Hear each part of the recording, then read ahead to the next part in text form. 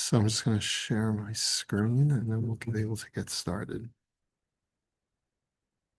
Yeah, just zoom in if you can't see the.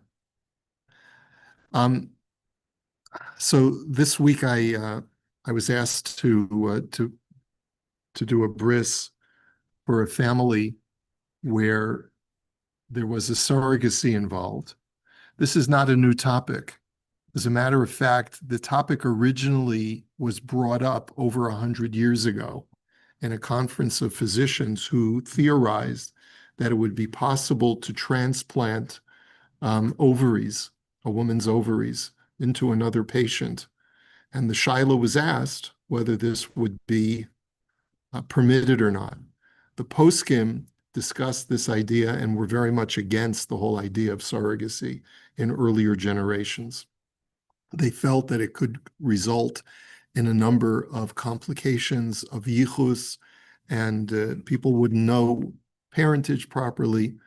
But it seems as if the more recent poskim, and when I say more recent, within the last 30 to 40 years, have come to a recognition that if this is the only way that a couple can have a child is through surrogacy, then why would you want to be able to cause them to live with the pain of not being able to have a child when the technology is currently available?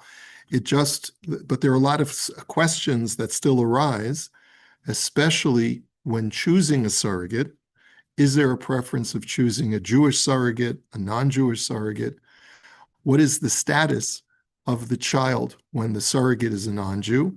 What is the status if, let's say, the couple is perfectly capable of getting pregnant and carrying the child, but the eggs of the couple are not okay? So they need a surrogate egg donor instead of a surrogate carrier. So, and then what happens if that person is a non-Jew, the egg donor? So these are some of the questions that come up in halacha.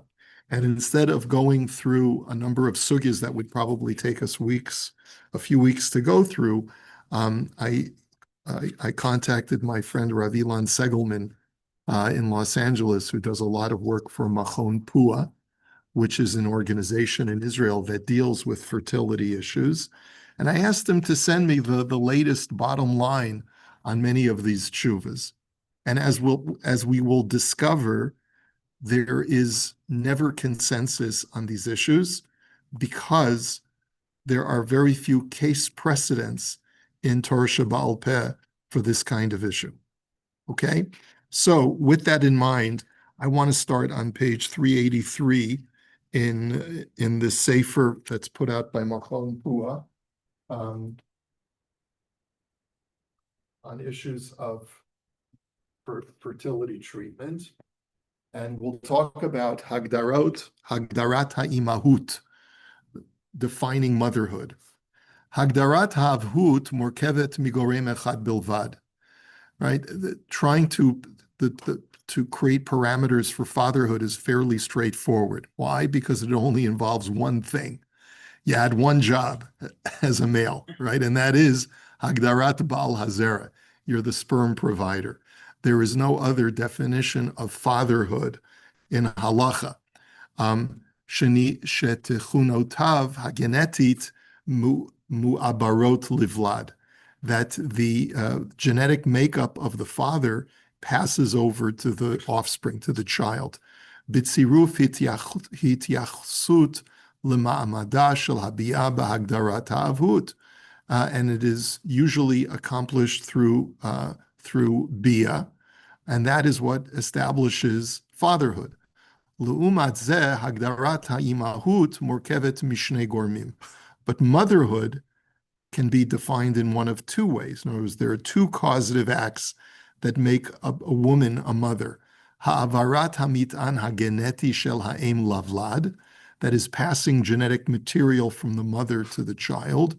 Unasiat ha'herayon v'haleda, and then the carrying of the child during pregnancy and the childbirth itself. So those are the two. Who is the egg donor versus who is the carrier.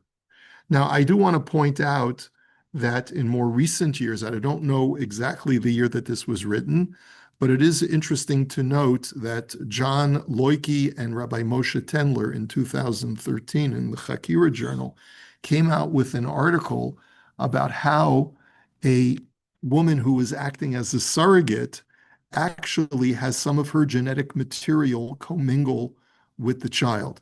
In other words, the fetal cells of the fetus actually remain in the surrogate mother's body, so that there does seem to be some commingling of some kind.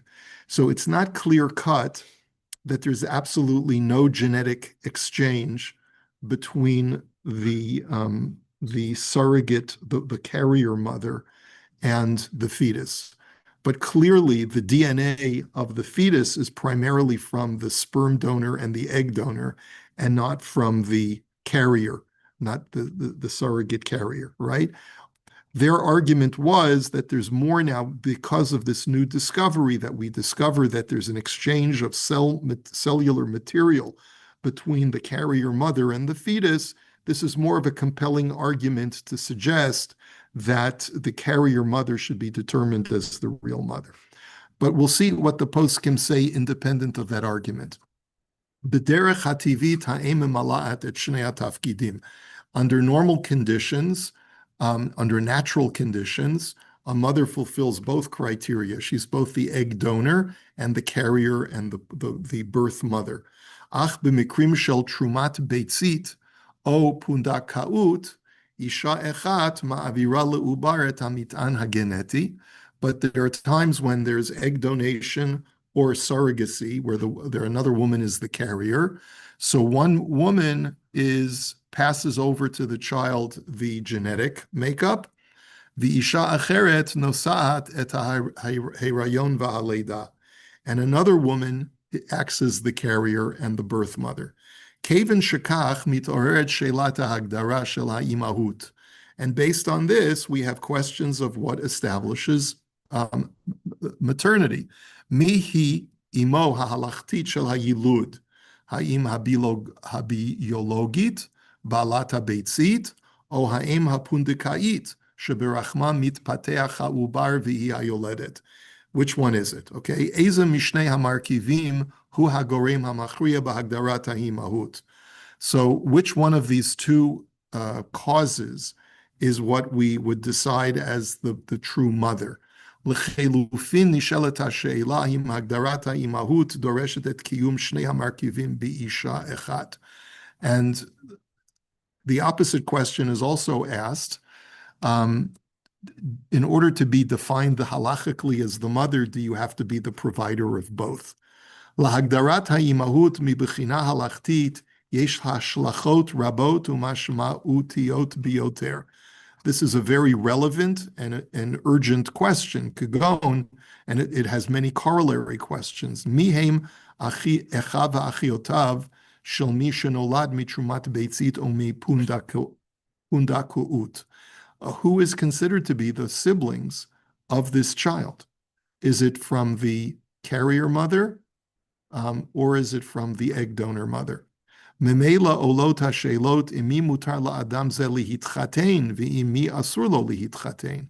And as a result, you also have questions: who is this child allowed to marry? Who is it not allowed to marry? Et mi yoreh shilud kazeh u'mi yoreh shoto. Who does this child inherit from, and who are its heirs? In other words, which family does it belong to? Ma dino keshetoremet habeitzit hi goya v'hampundakait Yehudiya ulehefech. What is the law when the egg donor is a non-Jew or the carrier is a non-Jew? Ha'im hu Yehudi o goy. So what is his halachic status, Jew or non-Jew? Uma dino im echat ha'ita mipsulei kahal v'hashniya kshera. What if one of the donors or one of the two women is puzzle to lavo bakol? She has a stigma of mamzerus, okay, or a chalala. Im echat mishtei hanashim hashutfot biyitzirato shel vlad kazeh kohenet o leviya ve'acheret Yisraelit ha'im hu chayav b'pidyon haben. What will be the halachic status of the child as far as requiring a pidyon haben? if he's born with a normal vaginal delivery, but one of either the carrier mother or the egg donor mother is a bas Kohen or a bas Levi, does the child need a pidyon haben? Klape ezo eim chayav haben bekivod eim. And finally, who does the child have an obligation for the mitzvah of kibud eim? Does he have an obligation to honor his birth mother or to honor the egg donor mother, or both? Ein kimat mikorot halachtiyim yeshirim hadanim b'she'ela zu. There really is no direct halachic precedent for this in the classic poskim. V'lachein danu haposkim b'she'ela zot mitoch hashva'a l'sugyot acherot. And therefore, the poskim really try to extrapolate from similar cases, but not the same case. So we have, for example, the Gemara in Maseches Nida, Tanu Rabbanan, Shlosha Shutvin Yesh Ba'adam HaKadosh Baruch Hu V'Aviv V'Imo. So Aviv Mazriya Haloben, Shemimenu Atzmot V'Gidim V'Tzipornayim, Umach Shebarosho V'Loben Shaba'ayim. The Gemara says that there are three partners in every human being: God, man, and woman. The Father provides the whiteness, right, which are the bones, the sinews, the fingernails and toenails, the brain matter, the white of the eye. Imo mazrat odem shemimenu or ubasar usa'arot v'shachor sheba'ayin. V'akadosh baruch hu notein bo ruach u'neshama k'lastar panim u're'iyat ha'ayin u'shmiat ha'ozim v'dibor peh v'hiloch raglaim u'bina v'haskel. So the mother provides all of the dark colored material of the child, which are the skin, the flesh, the hair, the black of the eye, and HaKadosh Baruch Hu provides the neshama, all of the spiritual material. Lefi nusach hazeh shebegemara mashma lichaora shekashem shezera ha'av nosei bekoch tchunot genetiot shal pihen mitpateach ha'uber acharichein, kach nosat ha'isha bekoch bebeitzit et ha'tchuna genetit shela. So it seems like at first glance that the mother who provides the egg is considered to be the mother of this child. And that's on that basis, there were some poskim who wanted to suggest, as we'll see if you turn the page, Rav Goren uses this Gemara in Maseches Nida as a source for saying that the egg donor, the person who provides the child with its genetics, is the actual mother. And as you can see from that first paragraph on page 384, Mikivan shebenusach hagemar b'maseches nida hanal yeshna hashva ben kviyat yichuso shel av levlad leben yichusa shel ha'em sheshneihem masigim zot al yedei hazera, that both the mother and the father are considered by the Gemara as the providers of their seed, meaning the sperm of the father and the egg of the mother. Dahainu al yedei ha-bikoach v'lo al yedei ha-bepoyal, v'hoel v'ha'abin lo chelik b'talich ha-bepoyal v'kol zos yichus ha'avahut hu acharav. The father is only providing the potential material from which the child is created, and he doesn't have an active role in the childbirth. Kacha imahut nikvat al yedei ha-bekoach shel ha'em v'lo al yedei ha-bepoyal. Dahainu ha'ima hi balat ha'beitzit v'lo ha'isha she'yolda oto b'poal. So Rav Goren said definitively that in his opinion, the true mother is the egg donor and not the carrier mother. Okay? Now, if we continue, he says, Yesh ha'sovrim sha'ha'em ha'genetit dahainu trumat ha'beitzit hi ha'em ha'halachti l'chol davar. And that's what he says in paragraph Aleph. He quotes from a number of different sources, which we're not going to be able to go into tonight. But suffice it to say, he says, "Hasvara hapshuta hi shekol hamitan hageneti shel avlad mitkabel betorasha al yedei balat habeitzit velo minosa'at haherayon." It's very simple, is that the genetic makeup of this child is from the egg donor and not from the woman who carries him. A number of poskim tried to bring a proof from the story from a medrash, which we're just going to speak out outside. We know that Leah had 6 sons, and her 7th child was a girl, Dinah. According to the medrash, and it's from Targum Yonasan ben Uziel, he brings this down, that Leah's seventh child was really supposed to be a boy, and Rachel was carrying in her womb a girl. And through Leah's prayer, that she felt that it would not be appropriate for Rachel to have only a girl as her first child, and she saw prophetically that each one of the shfachot was going to have two sons. And if she said, if Rachel has a daughter, then it'll turn out that I'm going to have seven, Rachel will only have one, and Bilhah and Zilpah will have two apiece. That's not right. It's Rachel should have at least two. So she prayed to Hashem, and Hashem created a miracle, and he switched the fetuses such that Leah's fetus, who turned out to be Yosef, was switched into Rachel's womb, and Rachel's daughter, Dinah, who turned out to be Dinah, was switched into Leah's womb. Based on this medrash, and it's part of a pismon on Rosh Hashanah, the first day of Rosh Hashanah, it's brought down by the Maharsha, and based on this, some poskim want to adduce from here that you see, who is Yosef's mother according to the Chumash? Yosef's mother is considered to be Rachel, not Leah. So the argument would be is that even though the genetic material of Yosef was from Leah, and the genetic material from Dinah was from Rachel, nonetheless, we look at the birth mother, not at the egg donor. Okay? So he brings a tshuva from Rav Waldenberg, and who paskins that way. And so therefore he says in paragraph bet, and if you take a look, it's on bottom of page 386, Le'umad zot, Rabim sovrim sha'em hayoledet hi ha'em halachtit l'chol davar. And he says, despite that, there are a number of poskim who say that the birth mother is the halachic mother. Okay? And because of that, let's see, he says, Kama hochachot nitnu l'shita zu, a number of proofs are provided. This is on the top of page 387. Yesha hochichu mita'omim sha'ita horatam shelo bikdusha v'leidatam bikidusha, dahainu shenitgaira imam toch kidei ha'herayon. The Gemara talks about a case of a woman who is not Jewish at the time that she conceives.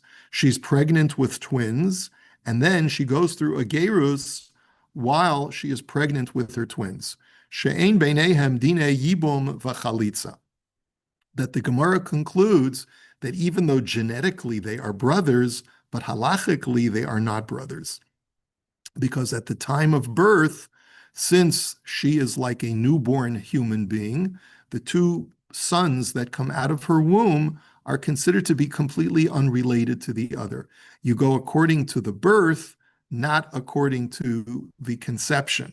Aval b'chol zot noheg b'neihem iser eshes ach min ha'em ki din imam ki Yisraelis sheyolda. But at the same time, they're not. There's an iser eshes ach min ha'em.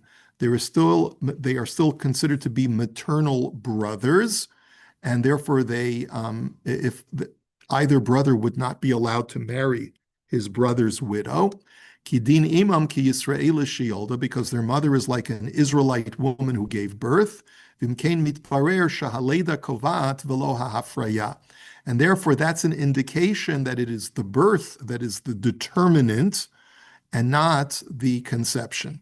So as far as the yibum, we can't allow them to do yibum or chalitza because their conception was done when they were not Jewish and they were considered to be unrelated.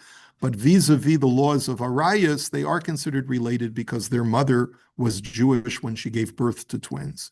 So he brings other hochachos, other proofs from this, and let's skip down to now Shita number 3, which is Gimel on the bottom of page 387. Yesh mi shekatvu she'em habeitzit hamofarit hushtala kodem she'avra 40 yom lahapuriya nechshevet ha'isha hayoledet she'habeitzit hamofrit hushtala bo le'em havlad.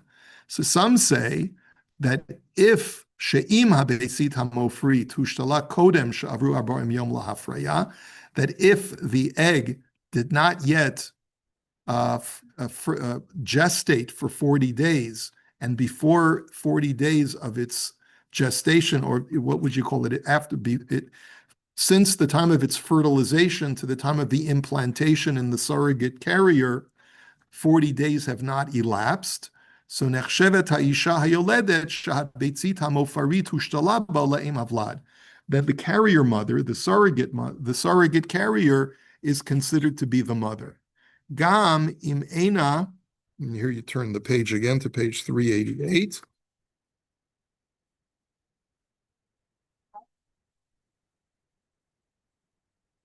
And this will be true. This will be true that she's not the genetic donor of the egg.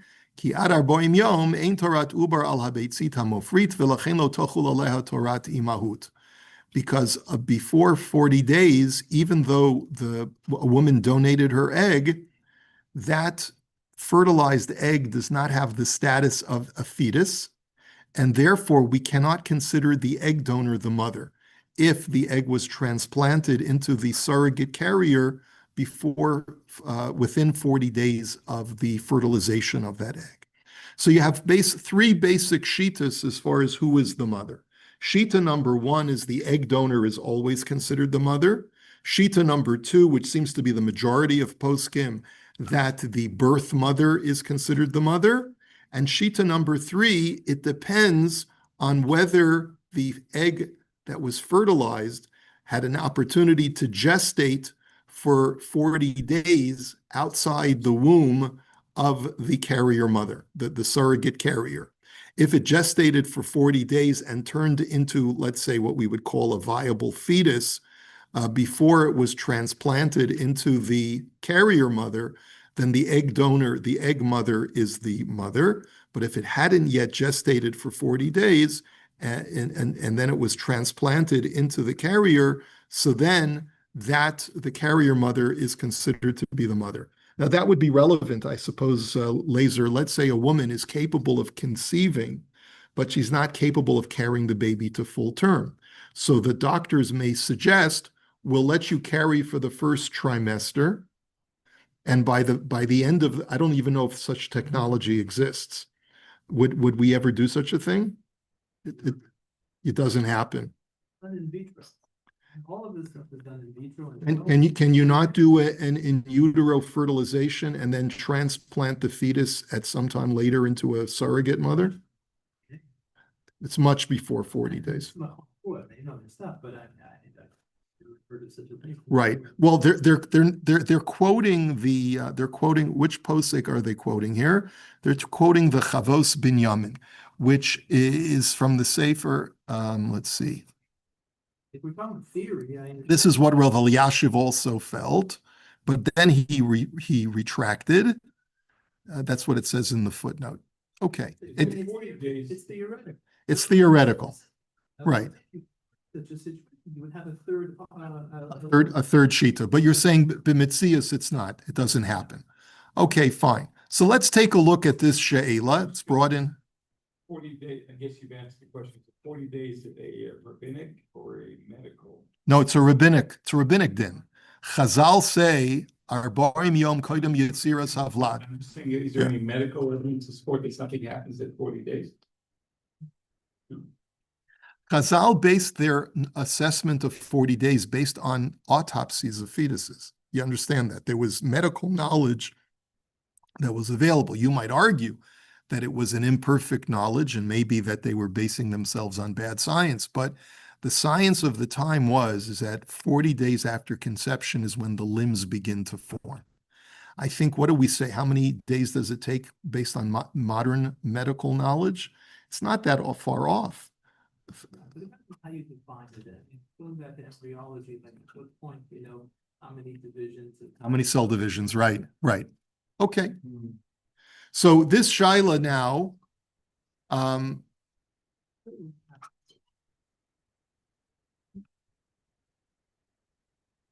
what about transplants, is that uterine transplants, it don't matter whether it's a Jewish woman, Yeah.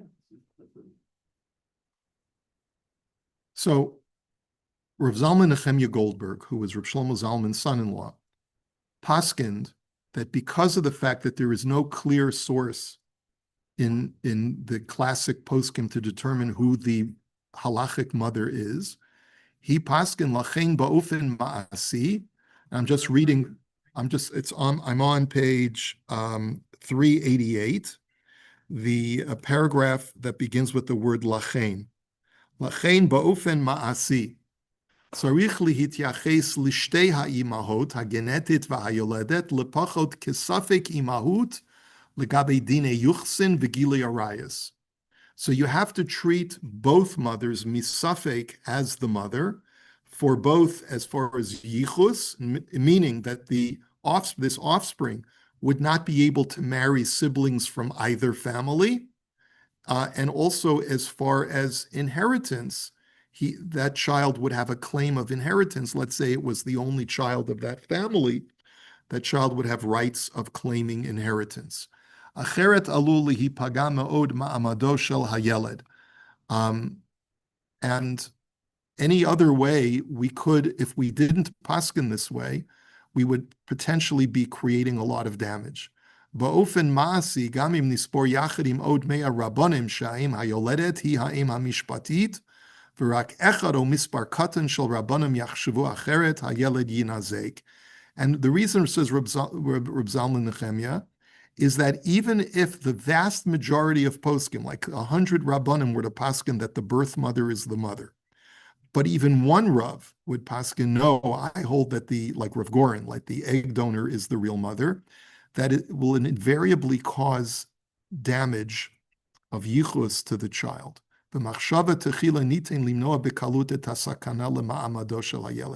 And therefore, we have to be very cautious in the way that we proceed, and therefore we must conclude that despite the fact that there may be a preponderance of poskim in any particular generation who may lean more towards one side than to the other, because there is no clear hachra'ah from the classic poskim, we must always maintain the status as a safek, so that we don't down the road cause terrible damage to that child or to that child's offspring. Pegia zu nitenet bekalut letikun al yedei shinui hatakana bahosafat chovat rishum prati haim hagenetet b'pinchas tzivoi haharot gam betalich pundekaut hakashur b'trumat beitzit. And basically what he says is that it has to be recorded and documented who both the egg donor and the carrier mother are, so that the child always has this yichus of knowing that he is considered to have misafek, two different mothers. Okay, so now let's go to Dalit. The father is in no doubt box work, so the father is a Cohen. There's absolutely no question about the child being a Cohen. Unless the mother's not Jewish. Yeah, so we haven't gotten to a case where one of the two mothers is a non-Jew. If one of the two mothers is a non-Jew, we may have serious issues of halalos, right, where the child would not be. One of the mothers is a widow, is a divorcee. Yeah, that would also create a similar problem. Although it's probably better in the case of where the father is a Kohen for the mother to be, one of the donors to be, well, as we'll see, the poskim are going to come out that the best kind of surrogate mother that you want to strive for is a single Jewish woman, which was surprising to me because I'd always thought it was a single Gentile woman, right? But it seems that the majority of poskim say that it's best to seek out a single Jewish woman. And if you're seeking out a single Jewish woman as the surrogate, you should make sure if the father is a Kohen, that she is kosher to the kahuna. She's not a divorcee, or that she's not someone who would qualify in any other way halachically as a zona. Now, this may be again in Israel today, where people are getting IVF through various sources, not a centralized the idea of noting the parent, both mothers, it's not in the medical charts. Right? I mean, it's very, very superficial in terms of knowledge.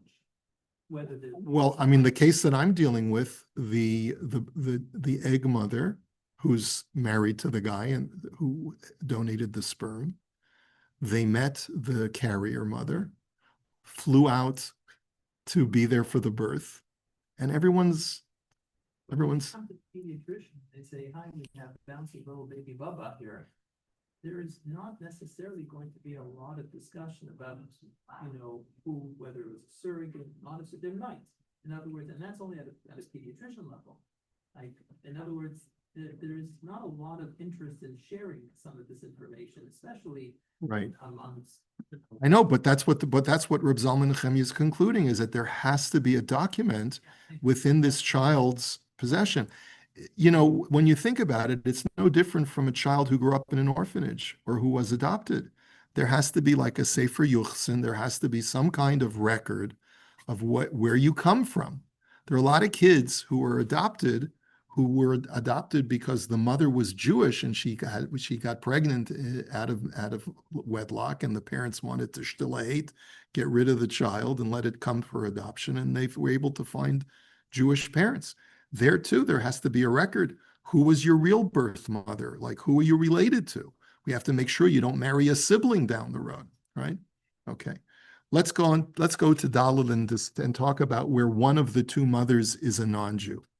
Yesh hasovrim shemisafek ulachum tzarich lihityaches l'shtei anashim ke'ilu, right? That's what we just saw from Zalman Nechemia. Now, Ma'amad Havlad Hanolad, let's go to page 389. Ma'amad Havlad Hanolad mitrumat beitzit migoya. B'mikra shetoremet habeitzit hi goya v'hayoledet hi Yehudiya. When the donor of the egg is non-Jewish and the birth mother is Jewish. So that's hey. Yesha katvu shehu kvaat et hayichus havlad hi tamid ba'alat habeitzit behetem l'shitatam shekach nigvat hagdarat ha'imahut. So according to the first opinion that we saw, that the donor of the egg is the donor of the genetic material, and therefore she's the real mother. L'shita zu havlad tzarich la'avor giur me'ikar hadin v'dino keger gomer l'chol davar. According to Rav Gorin and those who follow his shita, this child needs a full conversion because the egg donor was a non-Jew. L'shita zu yesh mishahara shetfilat ha'em hayoledet b'mahalach ha'herayon eina mo'ila lahachshiva kitfilat geret lavlad ve'efshel l'gayro rak la'achar halida. And according to this opinion, it's not sufficient for the mother to go to mikvah for the child to be considered a Jew, because there's this whole machlokus in the Gemara whether we say uber yerech imo or not. And accordingly, you have to wait until the child is born and then take him to the mikvah in order for him to have a tefillah in the mikvah. And he's quoting the Shevet HaLevi and Reb Shlomo Zalman.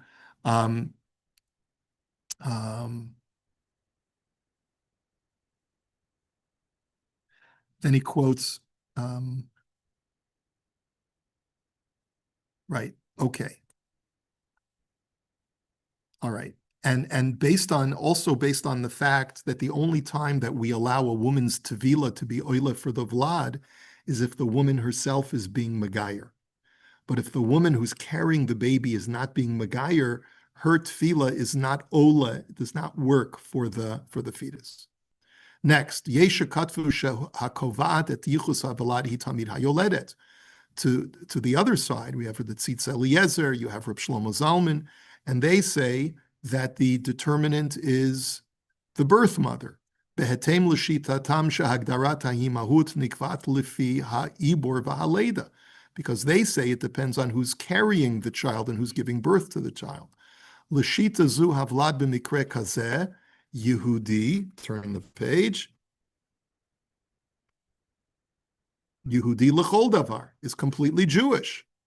V'im aviv kohen hu nechshav kohen, and like Peter said, that if the father is a kohen, the child is a kohen, as long as the woman delivering the baby is Jewish. L'shita zu yesh mi shahora she'en levatzei giur lechumra kedei shelo lohutzi laz al hanoladim ba'ofan kazeh. And based on that, there are poskim who say that since the majority of poskim say that the birth mother is the real mother, it's better not to do a giur on that child because you don't want to be motzi laz in a situation like that to suggest that the child is really a ger. In other words, you leave it alone, is what some poskim go so far as to say. That's not like Reb Zalman Nechemia. Yesh shekatvu shehayot sheyesh safek b'davar, yesh lahatil al havlad chumrot mishnei hatzadim ulegayer oto. That seems to be the more popular shita, that because it's a safek, you should always place you should always do a gior on the child because you have to cover all your bases. Next, yesh mi shekatav she'af al pi shehavlad mityaches achar hayoledet im ba'alat habeitzit higoya havlad tzarich kior. And there are those who go so far as to say that even though we definitively paskin that the birth mother is the mother, but nonetheless they still require a gior l'chumra if the donor of the egg is a non-Jew. Yesh mi shahora she'af al pi shehavlad mityaches achar hayoledet im ba'alat habeitzit higoya. Yesh legayer tavlad lechumra af la'achar hagior dino ki Yehudi lechol davar. But he has a status of a full Jew after he goes through this tvila lechumra. Dahainu malimoto biyom hashmini afilu b'shabis im aviv kohen gam avlad kohen v'im zubas muteres li'nasei lekohen. And they go so far as to say, we paskin definitively that the birth mother is the mother. Go through a gior lechumra, but that ger l'chumra will not stigmatize the child with having the status of a ger l'chumra, meaning that the child is considered a kohen if the father's a kohen, and if it's a girl, the child is allowed to marry a kohen. She's not a chalola. She's not considered to be a giores. Yesh mi shekatav she'af al pi shavlat mityaches achar balat habeitzit ubalat habeitzit higoya etzem ha'herayon berachma shel Yisraelit nechshav legior v'havlad nechshav ger gam lelo ma'aseh gior. This is a very interesting shita. As you can see, we got tons of different shitas. He's quoting here from the Shilas Tshuvas Leiv Lo Shomea Lishlomo, which is, I don't know who that is, but he also quotes from Rav Shlomo Dichovsky, Shilas Tshuvas Pua, who hold that the very fact that there's a Jewish mother who's carrying the child, the carrying of the non-Jewish fetus in her womb is considered in itself to be a gior. Okay? And so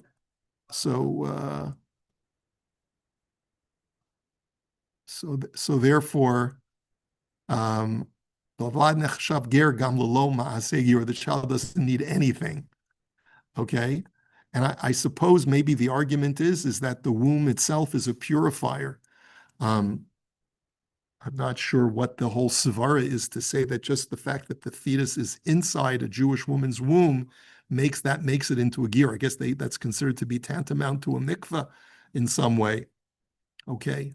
Now, in the smaller print, he says, "Hityachsut l'she'elah ha'im yesh l'saper la'yeled shenolad mitrumat beitzit uvala halan besof perek zeh." He says, we'll discuss later on whether it's appropriate to inform the child that he was born through surrogacy. Okay? Like, let's say, in other words, mom says, you're my son, your dad's son, but you should know that there was someone who donated an egg because I couldn't produce any eggs. Should that be told to a child or not? That's a separate shiloh that we're not going to get into now. Okay. Let's skip the next piece because I want to get into, I just want to get to one last thing.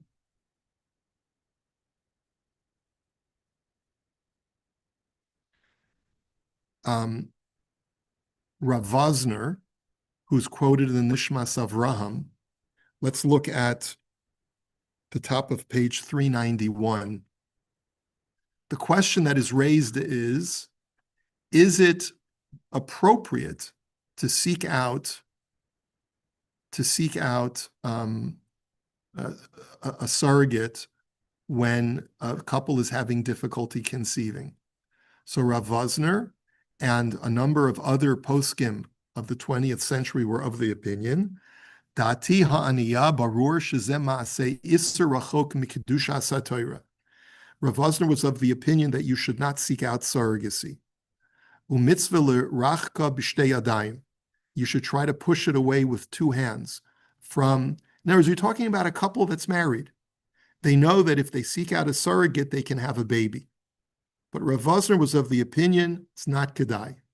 V'lo yo'ilu kan kol ha'pilpulim shekvar nasu v'natnu bazeh ezer rabbanim shlita b'inyan hayichus shel avladim azlin basar hazero basar imamolida.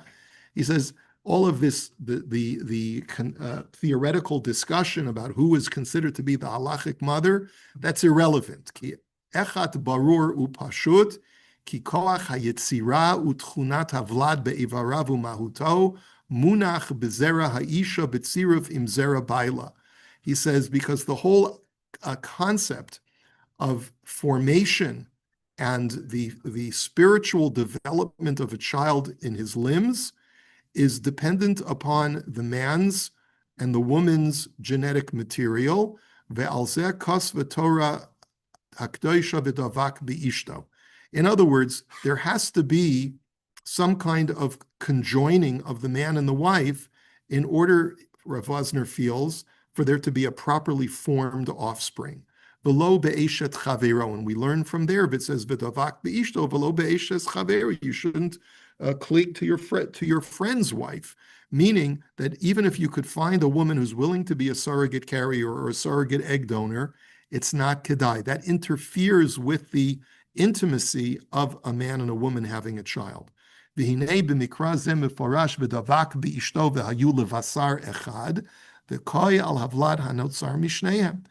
want the sole creators of this child to be his mother and his father. Al kain mi she'eino rotze lahakil kedushas dorosov l'chalal kedushas dorosov yivrach mimase hanal kivorech min ha'esh v'az tov lo. And therefore, if a person wishes to not profane the holiness of his legacy, of his future generations, he should run away from this like running away from a fire, and it'll be good. V'HaKadosh Baruch Hu yikabel tfilosav berachamim lihipaked b'derech hateva v'harogil v'lo chas v'sholom b'derech iser hanal. And she gives you a bracha that Hashem should accept your tefillos, that you should be able to conceive in the normative fashion and not have to rely on this prohibited thing. Now, there are other poskim who agreed with Rav Vosner. However, if you look at the synopsis on the bottom of page 391, Lidat rov poske dorenu adif lihimana mitrumat beitzit biglal bayot halachtiyot shonot. According to most of the poskim of our generation, it is preferred to avoid surrogacy. Yesh mi shakatav sheyesh baze isr mishum v'davak beishto v'lo be'eshes chavero, that he's quoting Rav Vosner there. And ladat poskim rabim ein isur mahuti be'etzem ha'pu'ula. But other poskim disagree with Rav Vosner. They say it's not that the act itself is you're committing some kind of avera by involving a third person in the bearing of this child, but rather it's going to create future problems. In other words, halachically, technically, what you're doing is perfectly fine. Achim soivrim savurim shalamaaseh hadavar asur biikar mita'amech shashot la'andar lamusia ba'olam. Their concern is that word andar lamusia means chaos. I'm not sure if it probably comes from Latin or Greek, but it has to do with you don't want chaos to ensue in future generations. Since you don't know who the mother is, it's going to create chaos. You don't know who your real sister is, it's going to create chaos. And we don't want to result in incest and things like that. Yesh poskim shahoru she'im medubar bezug shetrumat beitziti haderech hayichida avuram laholid yeladim. He says, however, halacha l'maisa, there are some poskim who say that if you've been able to determine that this is the only way this couple is going to be able to have a child, yesh makom lahatir lahem la'asot zot, then there is a reason and there is a basis to give them a heter to do this. Kimuvan talich kazeh chayav lihitbatzea bepikoach halachti malei, kimo b'chol hafraya chutz gufit. Obviously, this needs to be done with consultation with poskim every step of the way, with just as any other kind of conception that is done in vitro outside the womb. Okay, so therefore, lamatirim, and so in paragraph number 9, he says, yesh mi shahor shelichatchila yesh levadei shetahlich harishum shel trumat habitzit ye'aseh kahalacha b'derech shetimna be'atid ba'ayot yuchsin v'gilui arayot. So he says, for those who are matir, you have to say that lichatchila, you have to make sure that everything is properly documented, everything is done kahalacha, to make sure that you can avoid any future problems with arayos and inheritance. Mikol makom im bitzu trumat beitzit lelo rishum yesh lehishtadel adat mihi balat habeitzit. And if let's say it wasn't, let's say you say like laser, there are certain times when there's an anonymous egg donor, let's say, but you should try to track down and find out even after the fact who that donor is. Try to do whatever is within your power to avoid future problems. Okay. Yud. Yesh mi shekatav sheish makom le'esor trumat beitzit mechshash liprotzot shonot ach ein hu mareh bazeh lo heter v'lo iser. Who is he quoting here? He's quoting a posek who basically says there are a number of, this is Rav Sternbach in his Tshuvas V'Anhagos. Rav Sternbach said, listen, there are a lot of halachic problems that could potentially arise, that many different problems could come about in the future, but I'm not going to say absolutely that it's usher, but I'm not going to say absolutely that it's mutter. Yud Aleph, yesh mi shehiter trumat beitzit gam libnei zug sheish lam yeladim verotzim lahagdilat mishpachtam. There are some poskim who are so permissive. And by the way, who are the poskim who say that if this is the only way that they can have a child, who's he quoting from? He's going to Rav Zalman Nechemya Goldberg, Rav Mordechai Eliyahu, Rav Ephraim Greenblatt, Rav Menachem Borstein, all of these poskim, and also Rav Ovadia and Rav Nevinsal. She'im b'nei zug modi'im lebayot ha'halachtiot v'rotzim b'chol zot efshar lahatir lahem. That as long as they've been properly apprised of all the potential problems that could ensue as a result of doing this process, and they still want to do it, then you should allow them to do it. So there are poskim who say this. Some poskim go so far as to permit it if they already have children, but they want to enlarge their family. Kayotze bazeh yishmi shehiter trumat beitzit lezug shenasui benisuim shniyim. He says also there are those who are permissive. If, let's say, a couple is having a second marriage, in other words, let's say the man and the woman have already been married, but the woman is already approaching the age where she can no longer produce eggs, or they're worried that the eggs aren't healthy anymore. So they want an egg donor, okay, let's say, or she's worried about her health, but they want to have a child together. So they're able to get someone to either donate the egg or to carry the baby. V'lishneim yesh kvar yeladim el sherotzim yelad mishutaf l'umad zod yesh mish osir al mish yesh al yeladim and asir shacheret shetekabel trumat beitzit. Other poskim say, no, you shouldn't do it.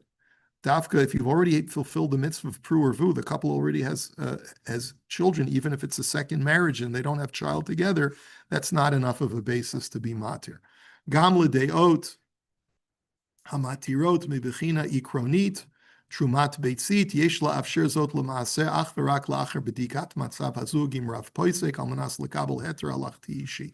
No couple can make this determination on their own. They have to go to their own posek and have a private consultation. And im yesh machala genetit adif liftor bayazot al yedei birirat ubarim b'talich shel evchon geneti tarum hashrashti v'lo al yedei trumat beitzit. And finally, if it's a choice of either doing selective in vitro fertilization, because let's say there's a genetic problem in the family, and so they want to, let's say they happen to both be carriers of Tay-Sachs or some other genetic problem.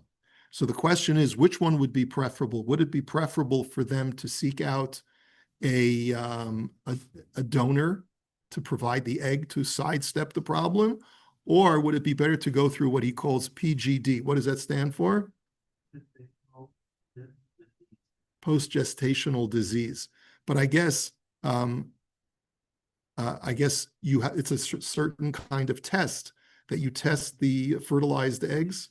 Like this, is that an example we wouldn't use so let's say they're carrying a disease, not Tay-Sachs. That's something you can't test for in advance. So let's say neurofibromatosis. So what you do is the parents do in vitro.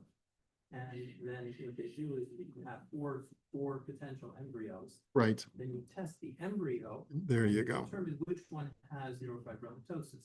And you make sure that you don't implant the one that you think. Correct. You undergo this process. Then to get a donor. Then to get.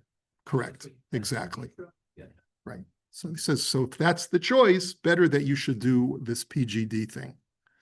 And then finally, just to see what, the order of preference, he says, ha'efsharut hamu'adefet lekabalat trumat beitzit miyuhudiya pinuya.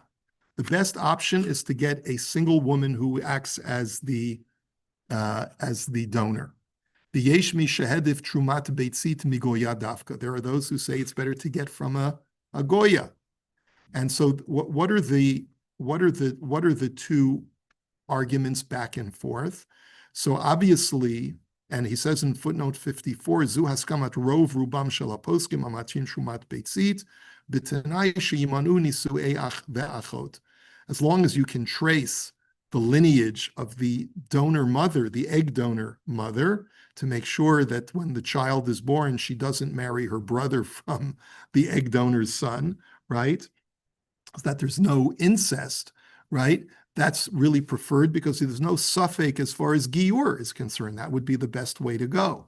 But some say dafka no, it's dafka better to get, and this is from Rav Ephraim Greenblatt and Rav Menachem Borstein. They were of the opinion that it's actually better to get a goya. And the argument is, l'shitato, in footnote 55, havlad mityaches achar hayoledet, because the real birth mother is the woman who is carrying the child and giving birth to the child. And if that's Jewish, that would be preferred. V'lachein ein mashmut halachtit lakach shebalat habeitzit goya. And therefore, it's irrelevant that the donor of the egg is a non-Jew. Ein lakachat lechatchila beitzit miyehudiya mikivan shelikichat beitziyut mimena yesh ba midat mashel sirus. And listen to this. The argument why it's better not to take an egg from a Jewish egg donor is because it's a form of sirus. It's a form of sterilization by removing her egg. The Torah prohibits sterilization. We had a shiur a number of years ago whether the isser of sirus is only for a male, which seems to be the prevalent shita, but the Gra was of the opinion that there's an isser sirus for both males and females. And removing an egg from a woman is a form of sirus, and therefore, if you can avoid it, you should avoid it. L'shitato im nizkakim b'chozo l'truma beitzit miyehudiya yesh lahadiv kabalat beitzit meisha sheoveret tipulei poriot mimela kedei limnoa tipul miyuchad letzorach kach mitoremet habeitzit. And therefore, according to Rav Greenblatt, in order to avoid this problem, if the egg donor is going to be Jewish, then it's best not to do a procedure specifically to harvest that egg that she's donating, but rather, if she's going through a fertility treatment to harvest her eggs anyway for her own children, at that time, you should harvest the egg that she can donate to another couple. And that's actually a preferred thing to do because it's not called sirus if she's harvesting the egg so that she can become the birth mother, right? So let's say a woman is going through fertility treatment because she and her husband are having trouble conceiving. And in the fertility treatment, they're going to harvest, let's say they harvest 8 eggs. And the hospital says, or the fertility clinic says to her, what do you want to do with the other eggs that are perfectly fine, but we're only going to be fertilizing 1 egg and implanting it within you? What should we do with the other eggs? If in theory it would be possible for her to say, I'd like to donate one of my eggs to a woman who doesn't have the ability to produce eggs, and it's another Jewish woman, that would be fine. But then again, you have to create a safer yuchsin to make sure that the families know who's who. Okay, I think we'll hold it here for tonight. Questions, comments? Any? It's a fascinating topic. See, the shaila that I have, and Yeah, what's it gonna do with the bris? so I asked Rabbi Segelman. He didn't respond. The question becomes, can you make a bracha of al hamila? Here's a case where the Jewish mother is the egg provider, but the carrier, the woman who carried the child, was a non-Jew. According to most poskim, that child needs a giur, lahalacha, not even misafek. According to Rav Zalman Nechemia, it needs a giur misafek, and according to Rav Gorin, it doesn't need a giur at all. So the shaila is like this: can you be somech on shitas Rav Gorin to be able to make a bracha of al hamila, or is it considered to be a safek bracha levatala? But one second, before that, is there gonna be is there gonna be Gerus L'chumra? There has to be a giur l'chumra because, yeah, there's going to have to be a giur l'chumra. So first of all, not only which bracha do you make, but do you make a bracha at all?